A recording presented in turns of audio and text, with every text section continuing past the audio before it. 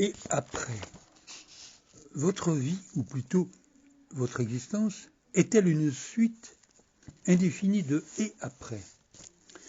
L'homme terrestre, après avoir assouvi n'importe quel désir ou objectif, verra surgir en lui la question d'un et après. Il sera toujours prisonnier de ce et après, signe de non-accomplissement. Tous les buts atteints seront vides de plénitude, car un et après le rappellera encore à l'extérieur de lui-même, en rendant vain tout ce dont il avait fait son idéal. Tant qu'il n'aura pas atteint son centre, l'homme tournera en rond. Il sera entraîné par une sorte de roue. Il bougera mécaniquement. En Inde, le monde est appelé samsara, ou la roue qui tourne. Nous nous agrippons à l'un ou l'autre de ces rayons et suivons le mouvement. À moins d'y voir clair, ce cercle est vicieux. Ce samsara continuera de nous mouvoir. Cette sorte de roue n'est autre que celle du désir. C'est vivre d'une manière précaire, avec un « et après » qui lui collera au talon, prisonnier du temps, et donc de situations toujours remises en question. Quand l'homme céleste aura pris naissance en nous, quand on distinguera le début et la fin de la vie, ici pris dans son sens le plus commun, comme les deux termes de notre aventure terrestre, cette vie ne sera plus une suite de « et après », mais une plénitude débordante du centre de notre être, et non de la périphérie des événements, des pensées et des buts chers à notre mental. Nous demeurerons dans l'éternelle félicité, et c'est l'extase. Non que cela arrive grâce à quelque chose, mais c'est parce que c'est notre nature, notre être. Si l'extase se produit grâce à quelque chose, elle ne peut être éternelle, car ce quelque chose peut disparaître. Si elle est provoquée par quelque chose d'extérieur, elle ne peut rester indéfiniment. Elle ne peut être que momentanée. Mais l'homme céleste est libéré de ces contingences.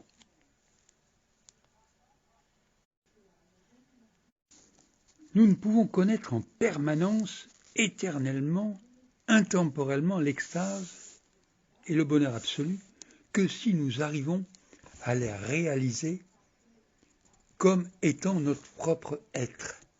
Alors personne ne pourra les enlever.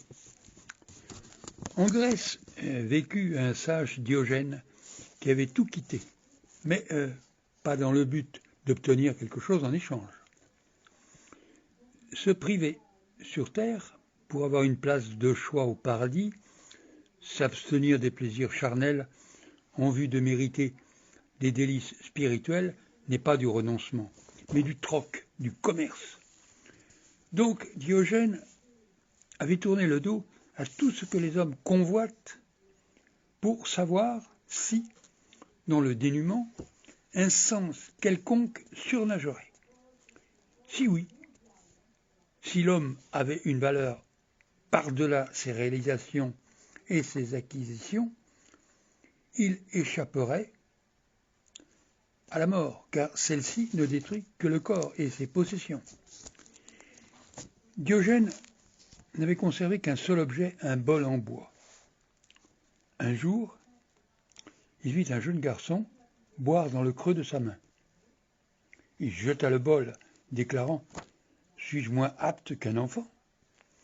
À cette époque, Alexandre le Grand s'apprêtait à conquérir l'Inde. On lui raconta qu'il passerait non loin d'un lieu où résidait un homme qui avait jeté son dernier bien, une écuelle grossière, estimant qu'elle était superflue. Alexandre le Grand fut intrigué, lui que seule la soumission au monde semblait pouvoir contenter. Les extrêmes opposés s'attirent comme des aimants puissants et exercent l'un sur l'autre une formidable attraction, comme entre hommes et femmes. Sachant que Diogène ne viendrait pas le voir, Alexandre le Grand se rendit auprès de lui. Des messagers se hâtèrent vers le sage. « Alexandre le Grand arrive, dit-il. »« Le Grand, s'étonna Diogène. Mais qui dit que c'est Alexandre le Grand ? Lui-même, sans doute. Allez lui dire qu'il n'y a rien à gagner ici. Je ne suis qu'un chien. » Alexandre arriva. Diogène le reçut en ces termes. « Lorsque j'ai appris que tu allais t'emparer du monde, j'ai fermé les yeux pour imaginer quelle impression cela pouvait faire. Et voici ma conclusion. Et après, Alexandre le Grand s'en alla triste et songeur, dit-on. Prenons l'habitude de nous dire « et après » chaque fois que nous rêvons d'accomplir ou d'obtenir quelque chose. Voyons clairement si cela a un sens réel, ou si nous sommes une fois de plus en train de gaspiller notre énergie pour des choses qui n'en valent pas la peine. La seule réalisation vraiment enviable est de pouvoir être content pour rien, satisfait dans la solitude et l'indépendance. En dehors de cet état de grâce, rien ne pourra nous épargner la souffrance et la peine. Un homme religieux, entre parenthèses authentique, se transforme simplement lui-même. Mais cette transformation n'est possible que si vous laissez tomber toutes les fictions. Celui qui a réalisé le caractère fictif de la vie, qui a regardé en lui-même et qui a ainsi trouvé le chemin de l'être, peut se dire vraiment religieux. Si vous arrivez à réaliser que vous n'êtes rien, que vous n'êtes personne, et à prendre conscience de votre vie artificielle, aussitôt les fictions commencent à disparaître. Le savoir est une révolution, non pas le savoir que vous amassez avec le mental, mais la connaissance que vous arrivez à posséder lorsque vous faites face à vous-même. La connaissance de soi, entre parenthèses, au-delà du moi, est une force transformatrice. Il ne faut rien faire d'autre. À l'instant où vous avez cette connaissance, le changement se produit. La connaissance n'est pas une méthode, ce n'est pas un moyen. La connaissance en elle-même est la fin de toute recherche. Toute autre connaissance n'est qu'un moyen. Il faut d'abord connaître la technique pour pouvoir ensuite faire quelque chose. Mais pour ce qui est de la connaissance de soi, sa nature est absolument différente. Vous connaissez, et le fait de connaître vous transforme et vos fictions disparaîtront. La clarté vous habitera et la vie deviendra un poème. Voici un extrait de Shuruzuku Tsukuki Roshi, au Japon, né en 1904 et décédé en 1971. Il parle de la pratique du zen. La pratique de l'esprit zen, c'est l'esprit neuf du débutant. L'innocence de la première question, qui suis-je, est nécessaire tout au long de la pratique zen. L'esprit du débutant est vide, libre des habitudes, de l'export, prêt à accepter, à douter et ouvert à toutes les possibilités. C'est le genre d'esprit qui peut voir les choses telles qu'elles sont, qui, pas à pas, et en un éclair, peut saisir la nature originelle de toute chose. Sri Nisargadatta Maharaj, dont Je suis, page 32, le dit clairement. 2 points. Il est dans la nature du mental de vagabonder. Tout ce que vous pouvez faire, c'est de fixer le centre de la conscience au-delà du mental. Refusez toutes les pensées, sauf une, je suis. Nous reviendrons en détail sur ce que nous appelons les choses, qui peuplent notre univers, tant physique que mental, et sont d'une signification des plus importantes dans notre recherche sur la sagesse. illumination, réalisation et éveil. La pure conscience n'est autre que la lumière de la réalité, resplendissant, sans intermédiaire, comme les objets physiques ou subtils, les pensées cessent, leur présence n'est plus nécessaire. C'est comme un retour à un vide, mais plein, une plénitude, une absence absolue de tout état ou concept. Le monde cesse en tant qu'illusion, la vie avec un grand V s'installe, celle qui n'est plus liée à l'existence. Toutes les activités sont apparentées à la totalité qu'est l'être. L'intelligence qui fonctionne au niveau terrestre, commune, est sans lumière. On ne distingue rien en tant que totalité.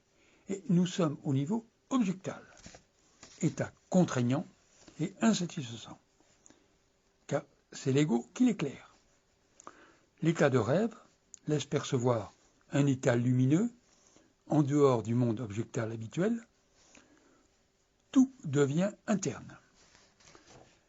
La pure conscience transcende ce niveau, analogue à l'éclair qui jaillit dans la nuit et la fait disparaître. Nier l'apparence du monde n'est possible que pour le sage, qui a réalisé son identité, il est 2 fois né, et ainsi colle avec le réel. La vérité de son être est en même temps vérité du réel.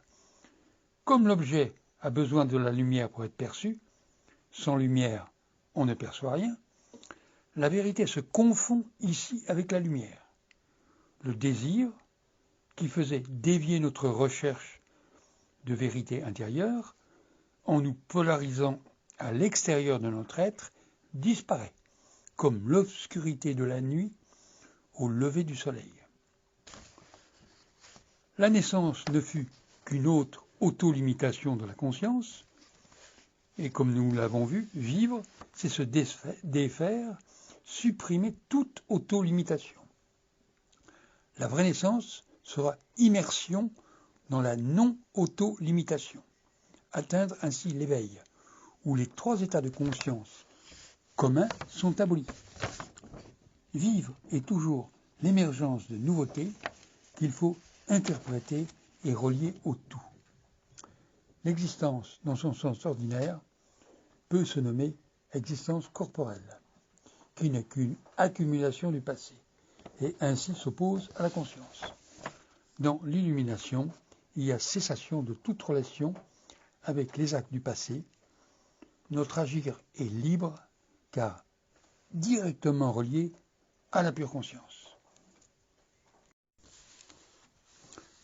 La conscience nous libère.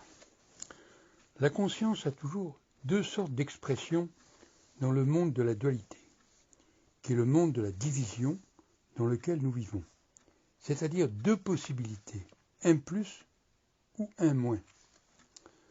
L'expression la plus adaptée pour décrire la vie est bien la manifestation, ou spectacle qui se déploie à chaque instant devant nous, à condition d'être conscient.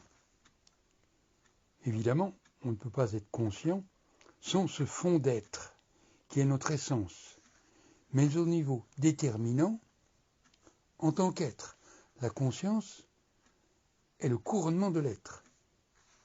Tout le reste s'évanouit instantanément, n'étant qu'accessoire, ajouté à l'être, pour se présenter au monde. La conscience est un sentiment de présence, se justifiant de lui-même, comme un grain devenant plante, ou l'océan prenant la forme d'une vague. C'est une présentation du monde qui change à chaque instant. La plante manifeste le grain, mais un grain de sable ne deviendra jamais une plante. La manifestation révèle un état de non-manifestation, en rendant possible la manifestation. S'il y a manifestation, il y a forcément une une non-manifestation en tant qu'énergie en attente. Être est ce que nous sommes en essence et est conscient de lui-même, conscient de sa perfection, traduisant ainsi sa béatitude d'être. Être, conscience et béatitude figurent la limite de tout ce que l'on peut dire et le plus que l'on puisse formuler. C'est la dernière chose exprimable et le point limite à partir duquel on saute dans l'inexprimable. Ces trois termes sont l'expression de la réalité. L'expérience est une, mais quand nous avons fait un concept de cette expérience, nous la divisons en trois phases, soit un sujet, un objet et une relation entre deux. Dans l'existence, vous êtes la totalité. Vous êtes ni ceci ni cela. Il y a un état d'être tout simplement qui est la conscience pure. Habituellement, quand nous sommes conscients, il y a un objet de conscience, la conscience subjective en se rapportant à quelque chose. La conscience pure signifie conscience de rien. Il n'y a plus d'objets et ne sont plus nécessaires. La conscience ne se porte sur rien, elle est infinie, elle est pure. L'être et la conscience s'accompagnent de la béatitude, nom de bonheur, qui peut toujours basculer vers son opposé, un état qui sert ainsi à le définir, et qui sont tous deux enracinés dans la mémoire du sujet. Dans la joie également, il existe une tension de quelque chose qui doit se libérer. Par le rire, une personne se débarrasse des tensions internes. La béatitude signifie le bonheur sans mélange. C'est une joie non entourée d'un abîme, une joie exempte de toute tension. Comme la lumière qui jaillit du soleil n'a pas besoin d'objet. Elle éclaire les objets au passage afin de les rendre visibles. Et c'est un accessoire. La lumière se suffit à elle-même.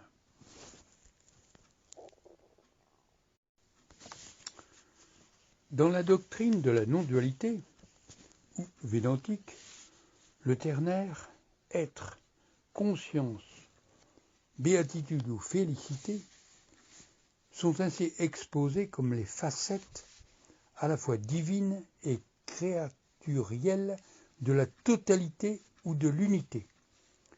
Elles sont réduites à leur essence ontologique, que l'on retrouve au niveau de la manifestation, en tant que ternaire, sujet, objet, union ou relation entre un sujet et l'objet, en tant qu'expérience de vie, de la conscience, entre parenthèses, de la conscience individuelle. C'est une réflexion de cet absolu, au même titre que la lumière se reflète au foyer fonctionnel de la forme psychosomatique de cet absolu. L'absolu non manifesté est la substance, la manifestation, laquelle est pure réflexion. Ce ne sont pas deux choses différentes. Toutefois, pour l'éveillé, le centre de la vision se trouve dans l'absolu, alors que pour l'homme ordinaire, il n'y a pas de centre de vision, mais une vision fluctuante, changeante, incertaine, trouble, car identifié à une fausse identité de lui-même. Il se trouve relié aux objets qui prend la place de cet absolu, dans une relation exclusive. Ceux-ci deviennent point de mire et objet de fixité. L'ego s'accapare les objets, car l'homme, dans sa détresse, désire quelque chose à quoi s'accrocher, afin de réaliser quelque objectif. Les acteurs subjectifs et objectifs sont fusionnés dans la conscience pure, qui est absolue, et la conscience unitive est cependant manifestée dans le moment subjectif. Comme nous l'avons évoqué, dans notre expérience dualiste, qui est habituelle, l'être devient objet. La seule réalité se présente en tant qu'objet, passage temporaire, limité, pouvant être grossi ou subtil, mais toujours dépendant d'un sujet qui l'observe ou qui le côtoie. La conscience pure devient sujet ou conscience limitée, un moi qui se prend pour ce qu'il n'est pas. Une personne s'appropriant des objets, qui ne sont en définitive que des pseudo-identités.